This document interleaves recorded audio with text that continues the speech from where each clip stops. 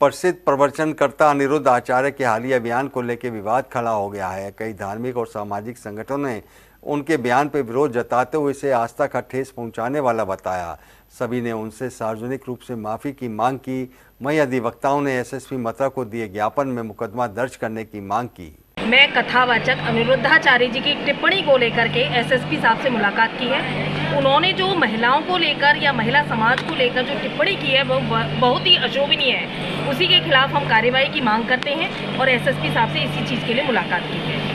अब एसएसपी साहब ने क्या बात बोली है आपसे? हमें उन्होंने कार्यवाही का आश्वासन दिया है, या तो अनिरुद्धाचार्य जी हमसे माफ़ी मांगेंगे अथवा उनके खिलाफ कानूनी कार्यवाही। अनिरुद्धाचार्य जी ने क्या बोला है? वैसे उन्होंने जो महिलाएं हैं छोटी उम्र में, जबकि कानून भी इस चीज़ को नहीं कहता कि छोटी उम्र की बच्चियों की शादी की जाए, लेकिन अनिरुद्धाचार्य जी चाहते हैं कि 14 वर्ष की उम्र में ही बच्चियों की शादी कर दी जाए। जो उम्र में बड़ी लड़कियां हो जाती हैं उनके लिए उन्होंने बड़ी ही अशोभनीय बात कही है, जो मैं कैमरे के सामने नहीं कह सकती।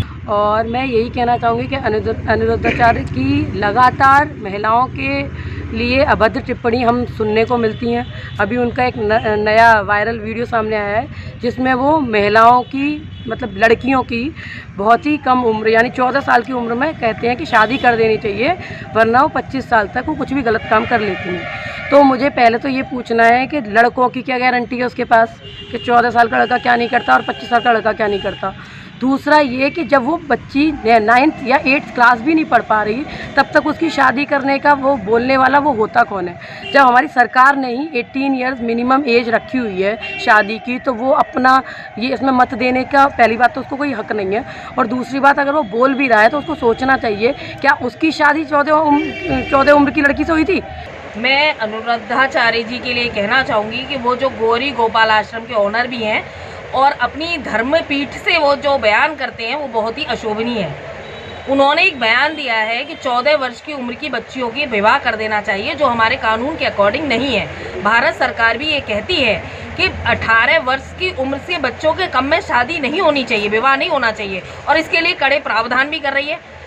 भारत सरकार तो ये सोच रही है कि बच्चियों के लिए हमें 21 वर्ष की उम्र ही कर देनी चाहिए, लेकिन और इसके लिए शायद आगे प्रावधान आ भी जाए, लेकिन 14 नाबालिग बच्चों के लिए बिल्कुल भी भारत सरकार नहीं चाहती कि छोटे बच्चों की शादी हो, क्योंकि छोटे बच्चे उतने परिपक्व नहीं होते हैं। इसीलिए भारत सरकार ने ये नियम बनाए हैं और इनका कड़ाई से पालन भी हो रहा है। लेकिन जो उन्होंने ये बात कही है कि 25-30 साल की युवतियाँ हो जाती हैं, उनके लिए जो अशोभनीय शब्द उन्होंने कहे हैं वो उनसे हमें बहुत ही निराशाजनक हमें मिली है, निराशा मिली है और हमें उसके लिए आक्रोश भी है।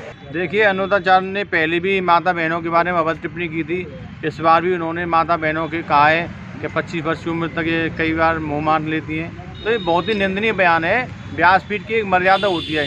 वृंदावन में एक से एक बड़े भागवताचार्य हैं, वो कभी भी व्यासपीठ की मर्यादा को नहीं भूलते हैं। जबकि अनिरुद्धाचार्य अरबों खरबोंपति होने के बावजूद भी इनको अहंकार आ गया है, ऐसी अभद्र भाषा बोल रहे हैं। अरे तुम्हारे पास धन दौलत ज़्यादा है तो क्या किसी की बहन बेटी को आप कुछ नहीं समझोगे?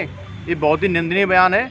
हम उनसे कहना चाहते हैं कि उनको तुरंत माफ़ी मांगनी चाहिए, नहीं तो माता बहन उनको कभी माफ़ नहीं करेंगी और माँ शक्ति उनके खिलाफ कोई भी कठोर कदम उठा सकती है।